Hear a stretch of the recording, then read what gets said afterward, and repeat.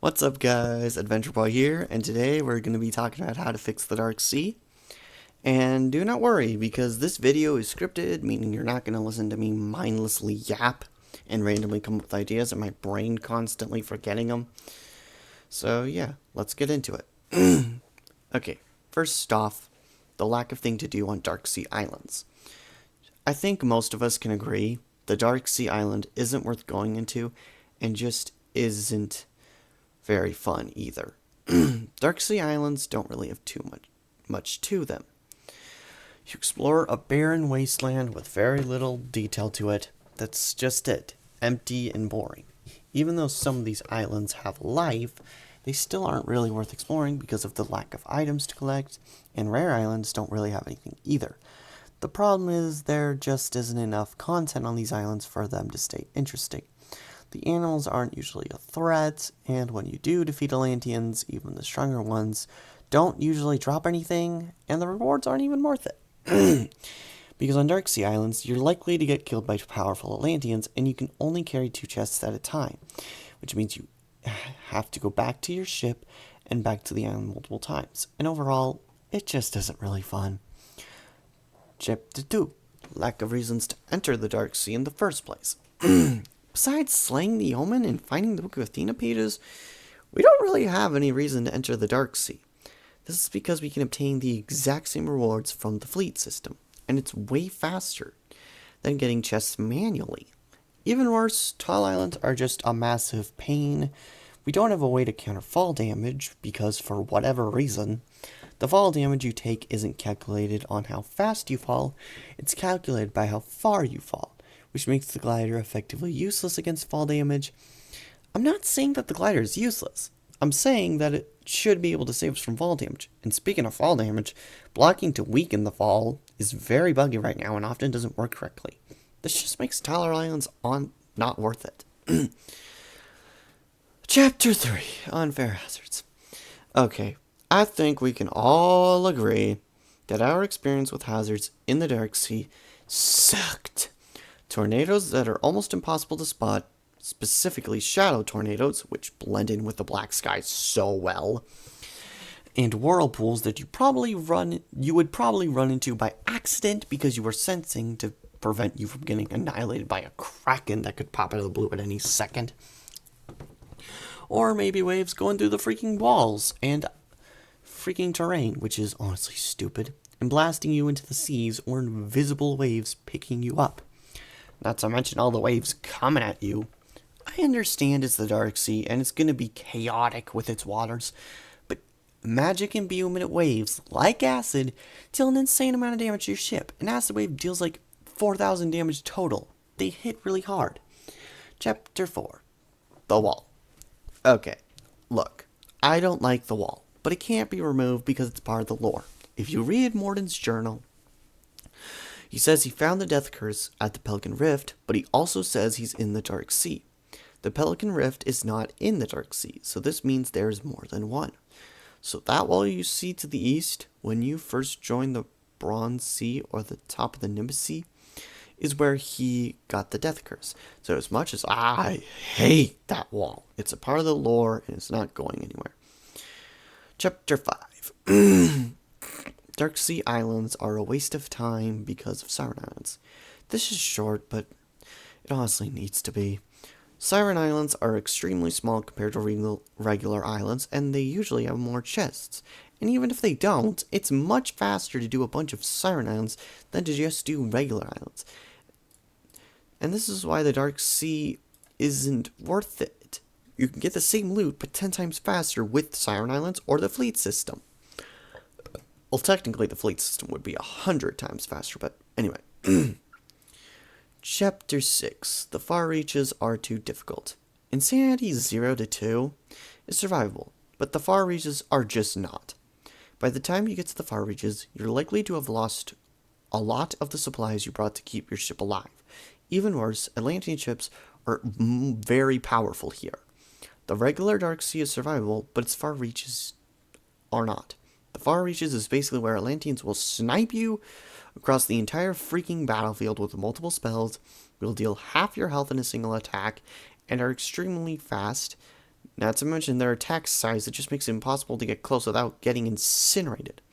The animals on the island are now an insane threat as well, because if they hit you, not only do they stun you, they will hit you like a semi-truck, coming at you at like 100 miles an hour or something. Well, they're not that fast, but it was just a metaphor to describe it. Well, not really a metaphor. You get it. Even worse, the tornadoes and waves are all even crazier now. And there's just so many that it's almost impossible to dodge. Because to dodge, you have to turn, and to turn fast, you need high turning speed, which not everyone has.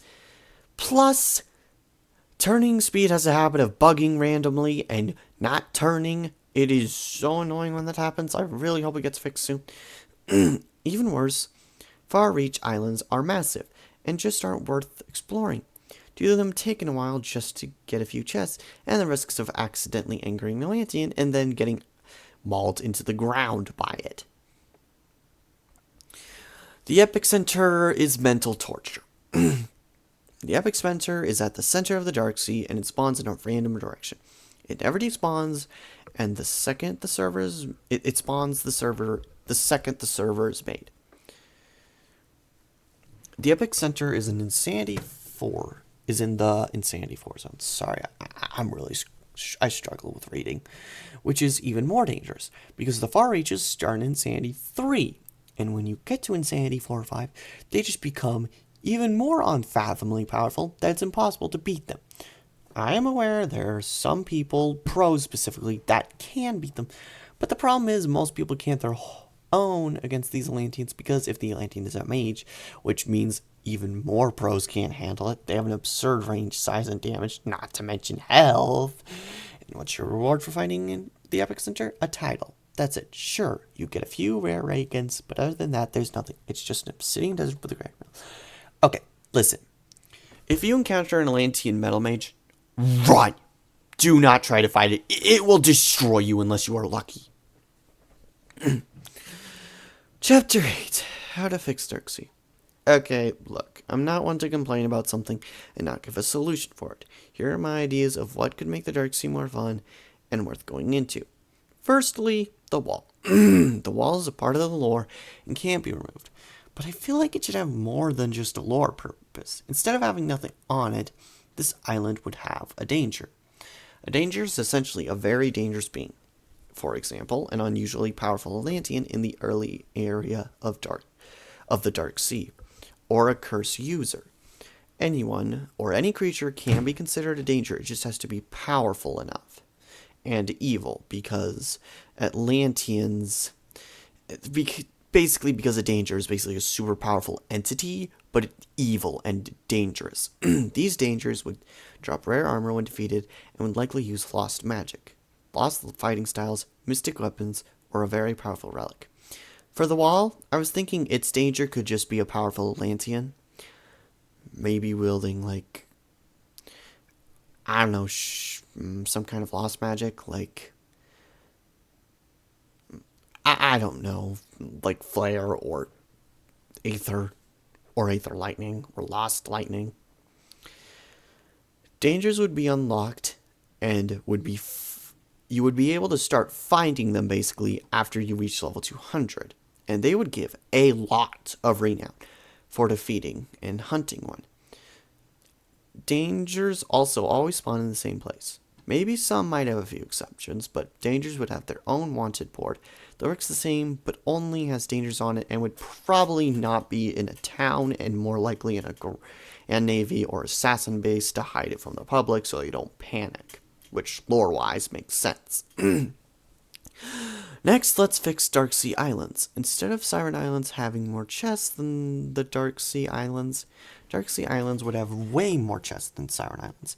This would make them worth exploring and collecting the chests, and for every 50 levels you obtain, the amount of chests you can carry increases by 1, starting with being able to carry 2, and after level 100, every 50 levels will increase how many chests you can carry by 1. Meaning a level 200 player could carry 4 chests. This could work differently, but it's just another idea to make chests easier to take to the ship. This would heavily reduce how many times players have to go back and forth just to get the chests, and new enemies to the Darksea adding new enemies to the Darksea Islands to make them more engaging and more exciting. I do recall him talking about some enemies in his Discord posts, but I can't remember the details. But if any of you know, let me know in the comments. Make it so the glider can reduce fall damage heavily, so we can get down Darksea Island safely. This way we don't have to worry about fall damage, and we can get down quickly. Next, let's fix the Omen. The Omen was honestly just a massive disappointment, and was thought to be unbeatable by players who were just really bad at the game. Specifically some of the testers. Look, I know the Omen was difficult to create, and it would be insanely hard to change up, but I have an idea that probably wouldn't be too hard to implement. First, the Omen would have a new drop, Omen ink sacs. What these would do is when you take 100 of a high tier reagent, for example Bloodstone, you get a grease that works infinite times, but it has a 24-hour cooldown. Basically, you use 2 Omen ink sacs and then 100 of a high tier reagent, and you get this. This way, players become motivated to go into the Dark Sea to slay the Omen multiple times to get these, so they won't have to worry about spending a lot on a grease if their weapon gets nerfed and they need a new one. The grease wouldn't be sellable on the marketplace. This way, people have to go into the Dark Sea to get it. I'm aware of armor kits which can take off grease, but what I mean is like you need a new grease that's still expensive. This would mainly attract weapon classes, but it's a decent idea. But when you defeat it, instead of the armor dropping, a very powerful Atlantean blasts out of the Omen's body, and a platform is summoned where it stands on. And this would be massive, because this Atlantean is titled the Omen, and it is another danger. Much stronger than the first one, and you would also be able to hunt it if you interact with the danger board. Upon defeating it, you will obtain the Omen's armor. However, the Omen wields darkness magic, and is very powerful. You do not have to fight the Atlantean after you slay the Omen Kraken form. You can simply just leave. But you will not get the Omen armor if you do. This way, the Omen is a threat that takes multiple people to take down to obtain the armor, like it was intended to be. Seriously, that was intended. Next, let's fix the unfair hazards. To be fair, the hazards wouldn't really be a problem if we were powerful enough to handle it, but the most powerful equipment for ships is only usable by PCs, which means players are at a significant disadvantage in the Dark Sea if they go deep enough. So increasing our level cap and adding it to the next ship would help with this, and likely make it so we can handle this probably instead of us and our ship being too weak. Okay, to be fair, the main reason is because we keep running out of stamina, tornadoes are right next to islands, water poisoning, and we don't have soap. I know you could prepare for some of these, but others you can't. The epicenter and the far reaches. To fix these areas of the Dark Sea, we first need to find out why people go that deep in the first place. Golden pots and cauldrons spawn in Insanity too, so it's not that. Some people like the challenge, but that's people who are really good at the game. Like, some of the best. The main 2 reasons people go that deep is for Hecate Essence and curiosity, like a first time, but Hecate Essences have an issue with spawning under the ground. Fixing this would be helpful. I also believe Hecate Essences should be sensible, because they have a 1 in 12 chance, and there's nothing to tell you if it's on an island or not, so you might just be wasting your time getting on it. But not when you're close. This way you can tell if it's on the island, or if you're just wasting your time.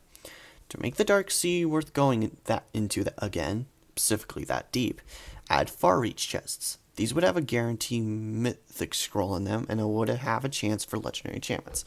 Basically, chests exclusive to the far reaches, which would probably be red. These would be more powerful. These legendary enchantments would be even more powerful and wouldn't be obtainable by fleets. This way, people either have to buy them or go in the far reaches for them. And if we add the new ship and raise our level cap, that shouldn't be too much of a problem. An example for legendary enchants would be an enchantment that gives the powers of Armored and Resilient, which we could call Fortress, or Powerful and Piercing, which we could call Berserk. Maybe even some enchantments involving Sanity and Warning. Basically, there would be tons of these legendary enchantments for crazy combos. And then add epic center chests, which would also be unobtainable by fleets, and would be black. This way they blend in with the obsidian desert, which would make going to the epic center worth it, and these chests would guarantee legendary enchants, but they would be guarded by legendary Beastlantians, which aren't in the game yet, but VTix confirmed that they would be added eventually and would be exclusive to the epic center. This way, someone can't just pay for someone to take them to the epicenter, for example, 100,000 drachma, and then get the chests without any issues, and maybe even add new legendary gems to the game, which, again, you would have to go into the Darksea for or buy them. Then, this next idea doesn't really have anything to do with the Darksea, but the one after it does, and this is just to make Fame gameplay, like hero gameplay, less boring. Add a new stat for Fame players. This would be called popularity. As you do good deeds, you would obtain more popularity, which would make assassins come after you every now and then. And to get rid of it, you could talk to a Grand Navy officer, which would probably be found somewhere in a town or the Grand Navy bases. Essentially, you would pay them a bit of money to get the Grand Navy to get the assassins off your tail to protect you, to prevent you from getting assassinated. It would probably work the same way Notoriety does. It would have the same 5-star system as Notoriety, but green. This is my last idea for the Darksea. I think, personally, if it gets in this game, it would make it more fun, but also way harder. This stat is known as Wrath, and it works differently to Notoriety and Popularity. Wrath can be obtained by anyone. To obtain Wrath, you have to defeat enemies in the Darksea. This causes the Darksea to get angry at you, because the Darksea basically controls everything in it, and uses it to, basically. And when you defeat its creatures, you're taking away from its army, basically. You have to defeat enemies in the Darksea to gain this. Sorry, I already read that, sorry. And the higher your Wrath, the more often it will send Darksea enemies at you. It can send anything at you. If you're on an island, maybe Atlanteans or Sirens. Or if you're on the ocean, it can send an Atlantean ship, or there are Krakens, even the Omen. Or dragons, when you're on islands. But here's the thing. It can only send things that would at you that would spawn in that area. So if you're not in the far reaches, you will not ever get the Omen from this.